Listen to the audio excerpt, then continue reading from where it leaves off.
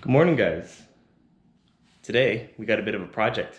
We're gonna be installing 3 gauges onto this beautiful Evo 10. I am very jealous because Chris here has these beautiful AEM, it's AFR boost and oil pressure. So we've got 3 gauges got to install, got to run all the sensors for them, well, at least all the sensor wires for them, and then I have to run power to them. Not too complicated of a day. I guess we'll see how everything goes. But he's got this very beautiful piece. Like, this looks absolutely incredible. Actually jealous that I didn't get mine painted, but mine looks OEM kind of style and I like how it looks. But I'm incredibly jealous of the AEM gauges. Maybe one day I'll put them in the 240. Just kind of money.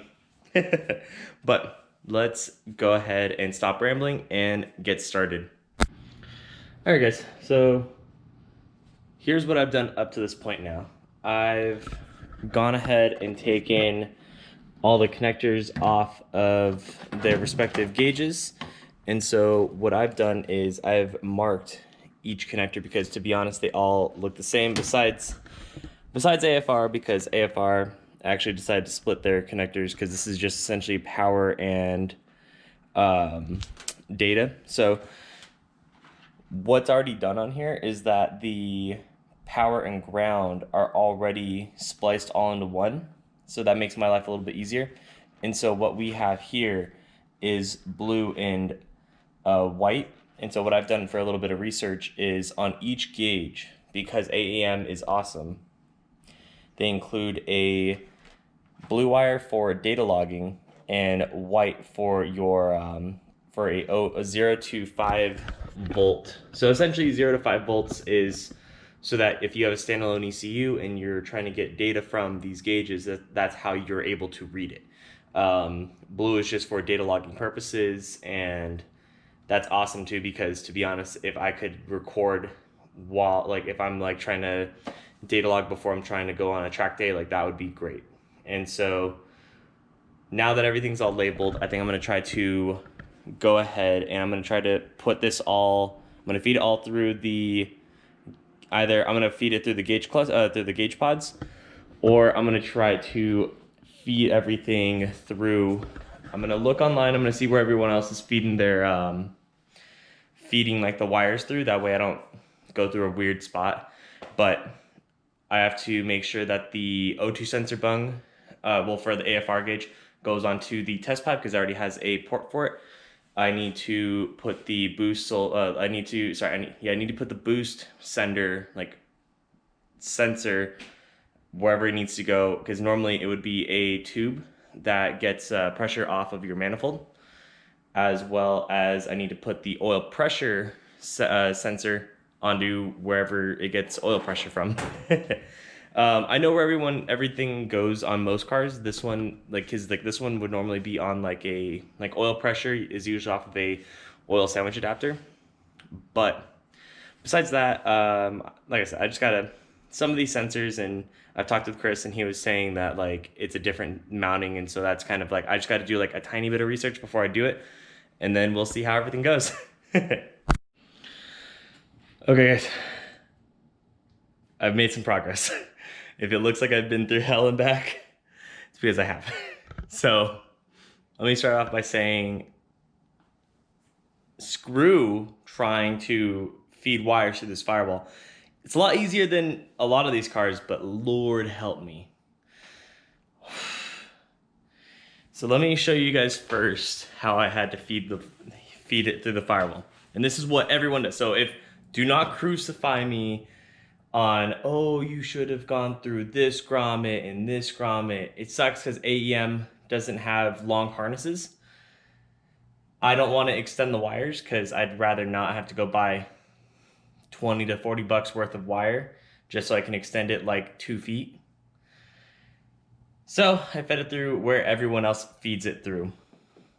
And I think it should be fine because it has like wire loom on it. So to be honest, this is, like I said, this is where everyone feeds it through. Let me adjust you guys.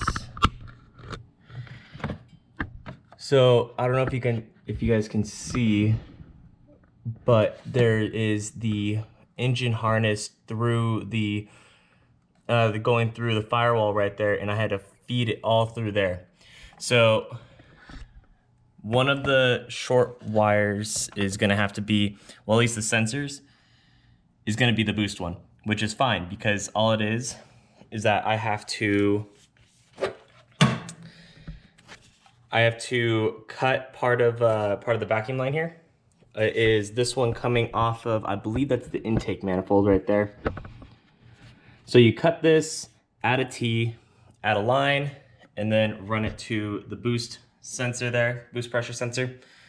And then this connector, whenever I pull everything back and have everything hooked up on the gauges, this is for the oil pressure sensor, and then this one is for AFR.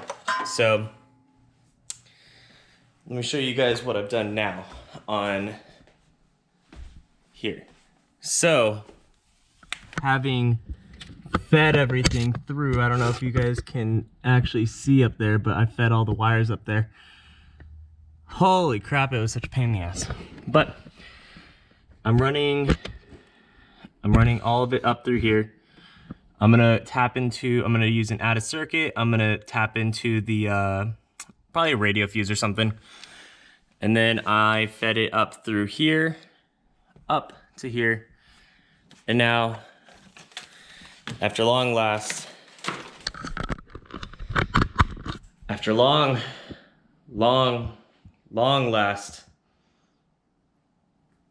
have the connectors through. So that was honestly the hardest part of the issue. I've already talked to the owner.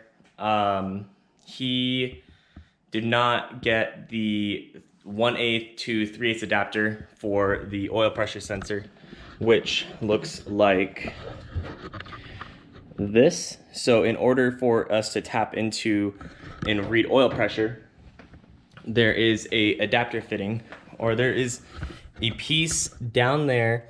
It's like, I can't even point to it. It's like that one. And there's a hex bolt on there that plugs it up, and you can actually tap into that. Sorry if it sounds like I'm out of breath. That literally took a lot out of me. But so then the next thing is just to leave this sitting there. Gonna leave it sitting there. I'm gonna have it zip tied somewhere so that way whenever he does his next oil change, he can plug it all in, that way it doesn't get oil everywhere. Then we have the AFR O2 sensor bung here. That's what would go onto his test pipe. I'm going to install that here pretty soon, but I kind of want to install the gauges so I can pull all the excess wiring back. Once everything's pulled back, I can know where I need to run the rest of the wires through the engine bay and make sure everything's not touching the motor or anything hot or anything moving. So let me get back to you guys when I get, I think now I'm gonna probably try to get these gauges on. I'm gonna try to get everything soldered. By the way, so you know how I said that everything was like connected together? Well, when I unraveled the mess over here, so this was like his positive and ground wires. So they were only like twisted around an exposed part of the wire. Nothing was soldered. Technically, he could have, like, if it had any issues before, it probably just was that. The fact that he didn't, that the previous owner of these gauges didn't solder them together, which is kind of, in my opinion, it's a little lazy. Shame on you. But I'm gonna do it the correct way. I'm gonna solder everything together. I'm gonna make sure everything's all nicely done and heat shrunken and all that crap. But anyways, guys, let me get back to you guys when I have these, I guess, next update. I don't want to say what I'm doing next, but yeah, it's probably gonna be gauges. So guys, we have the gauge pod's in, all the gauges. Let me get in. Everything is all hooked up in there. All I need to do now is get a out of circuit so I can connect it to this, and then ground the whole, ground all the gauges. So on the backside on the engine, well, in like the engine bay. So I've already gone ahead and pulled back as much slack as I could. Sucks, but this is not reaching down there without extending it. So gotta buy more wire, but at least that's the only one. To be honest, I'm okay with that because, I mean, like I said, as much as I don't want to spend money to go buy wires, it's nice to have extra wire lying around for like other projects, so is what it is. But I still have to run to AutoZone. I have to get like vacuum line for this. The O2 sensor like plug will reach. I haven't verified that, but come on guys. I'm pretty positive that's gonna reach. But like I said, we gotta run over to AutoZone real quick just so I can go get the just so I can go get extra wire, vacuum lines, T-fitting, and then I think I'm gonna grab some food. Yeah, I'm hungry. Okay guys, next clip. Alright guys, we're back. And I have already gone ahead and extended the wires. So what I did was I cut it to where it was right about here, cut it right about there, and I just kind of just took the measurement, put about what I think gave enough slack to reach down there. And so what I did was, after I soldered everything, shrink tubed it, all that crap, I did a I kind of did like the professional way of kind of doing it, is I spiraled it. And then don't worry. So actually, if you guys notice, there is a white wire. Doesn't matter. It's connected to the ground, so it's ground to ground. Everything's fine. All the sensors, all the readings are going to be correct on it. But what I'm going to do is, so that way no one freaks out, no one sees it differently, I'm just going to electrical tape it, make it look all nice and pretty. That way that it's also protected, looks nicer, and it's not exposed to the elements. But I'm gonna go ahead and do that right now. I'll record myself, and then I guess we'll go ahead and start moving on to the vacuum line. And after that, it's kind of just AFR. That should finish everything up.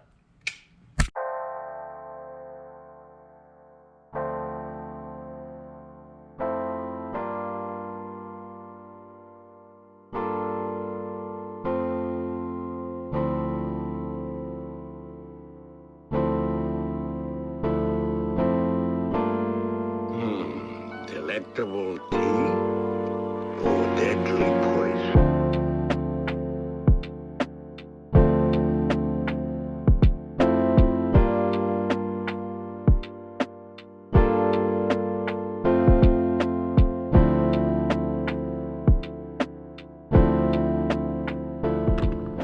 All right, guys. I have the boost. If I can talk. I have the boost line ran for the sensor. So I have it kind of, I need to zip tie it. I need to make sure everything's all good. But I think what I'm gonna do is, so here is the vacuum line piece that way like the gauge can read. The boost, I'm gonna try to tuck this in back here. I might try to just like zip tie it. I'm hoping you guys can see it. It's like back here. But yeah, so then, like I said, I've got the sensor for oil pressure sensor wire here. That's gonna go down there. I have to run the AFR back down. I have to run it there. I have to install the O2 sensor into the new, into the bung, and then that should be it. Once I put everything back together, and I can test everything, and yeah, wow. I didn't think I was gonna, I don't want to say I didn't think I'd finish this quickly. The biggest issue with this install was probably getting it to the firewall. Besides like extending the wires for the oil pressure, I mean, is what it is. I mean, gauges took like no time. It was just plug and play. I still have to put the out of circuit onto the power wire for the gauges. I'm gonna try to get a good underneath view of me doing the AFR. I guess we'll see.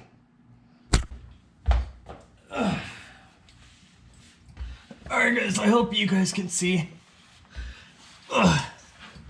So, the bung that we have to get to is this. I really hope I have the right size for this. Of course I don't. That is so big.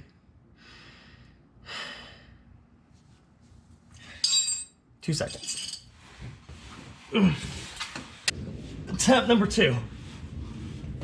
Let's see. Is this a little bit bigger? Yes.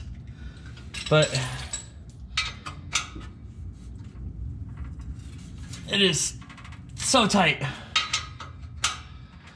I might just have to go grab the hammer and hit it. Be right back, guys.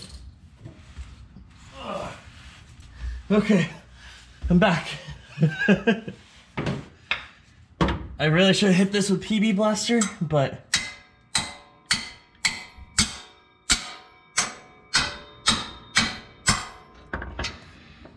oh Lord.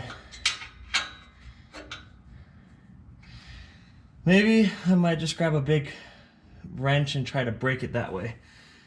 Okay, another attempt. Give me 5 seconds.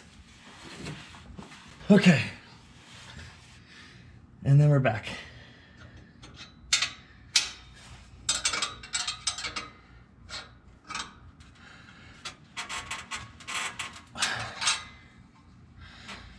I really should hit this with PB Blaster, to be honest. But how stubborn am I? I'm really freaking stubborn. So we're gonna try and do this without PB Blaster.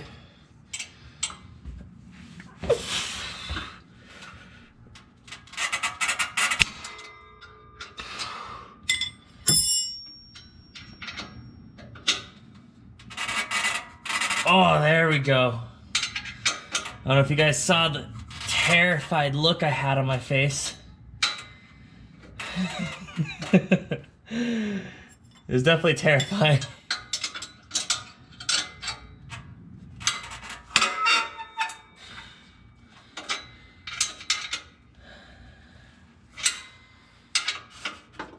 Oh boy.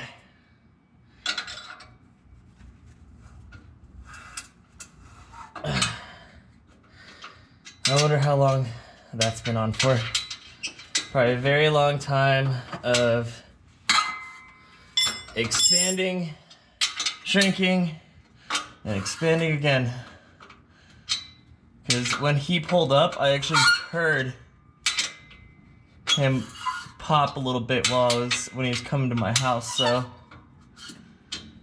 which, you know me, I can appreciate a good pop and bang sound from a turbo car for a memory car, to be honest.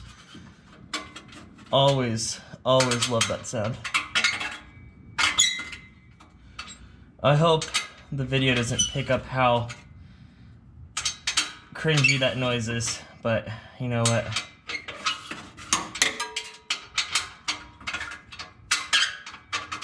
Oh yeah, baby, there we go. Okay, here's the O2 sensor. It probably would have been better if I had a O2 sensor socket, but screw it. We're gonna hope and pray.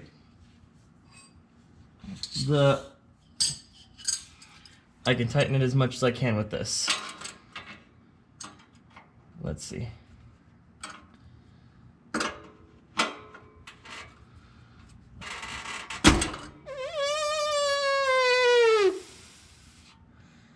That broke skin. That hurts. I'm probably gonna need to wash my hand after this and put a bandage on. Yeah, that one hurt a bit.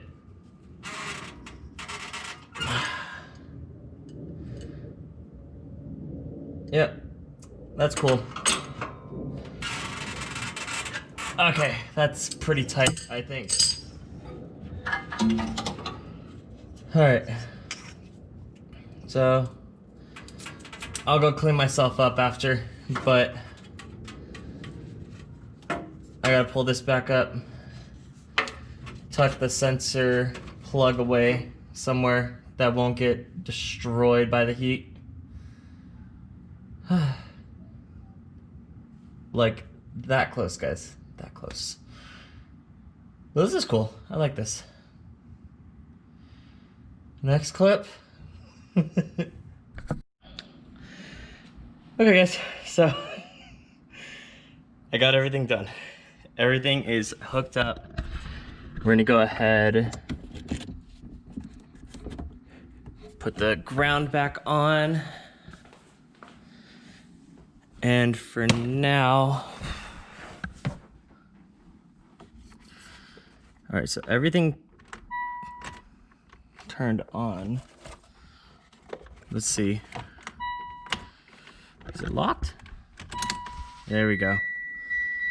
I don't know why I don't know why everything was still on, but anyways, let's test it out real quick. I'm gonna try it and see. Nice. I might have to check and change what fuse is on, but we'll see. Let's go ahead and give it a good start.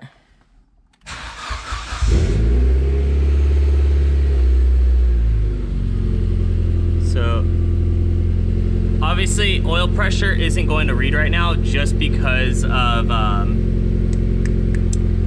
it's not going to read because it's obviously not on, but boost is at -20 right now, which would make sense because this is in vacuum right now. But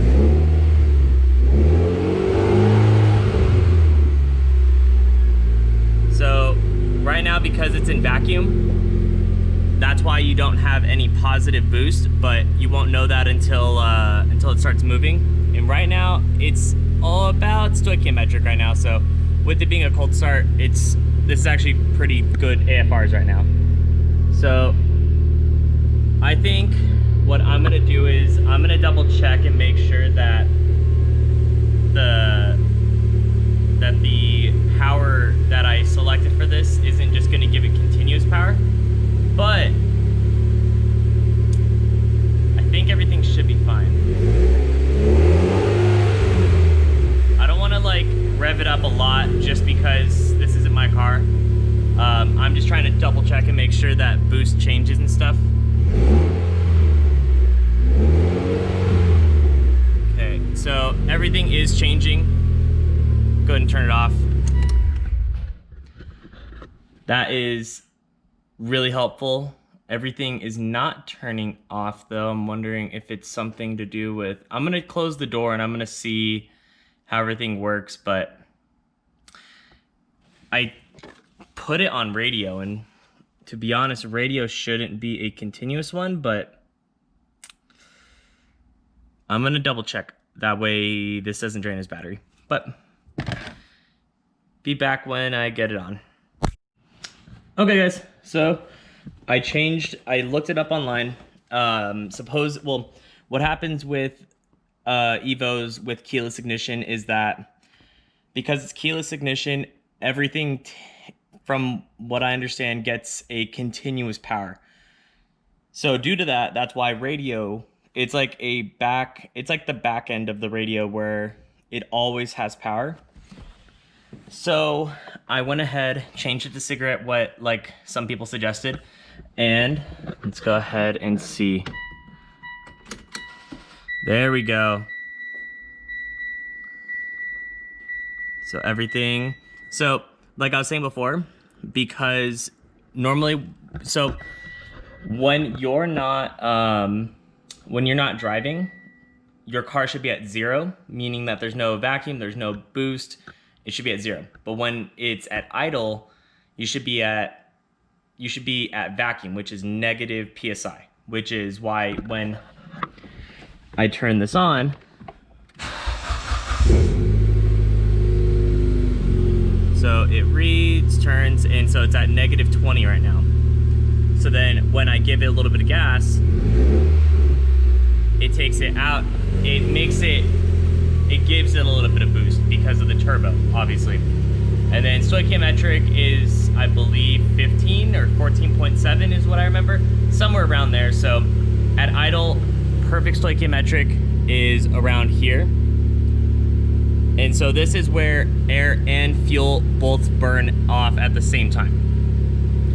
When you're lean, you're running into here, into like the, you start decreasing your stoichiometric AFR ratio.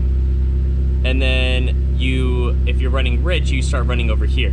That's where it gets dangerous. Obviously running rich isn't ideal, but rich is better than lean. Lean is meaning that you're running out of gas, all that crap. But let me turn this off. I think that's enough for me today. I'm gonna button everything up. I'm gonna give the customer a call. I'm gonna let them know that everything is ready. I would say everything turned out pretty good, besides a few casualties of cut fingers and stuff. But I didn't really have much of an issue, to be honest. Things like this are getting easier for me. It's nice. But anyways, guys, thank you guys so much for watching. Thank you guys so much for watching today's video. Go ahead and give this video a like. Go ahead and comment below and subscribe. Thank you guys so much for watching, and you guys have a wonderful one.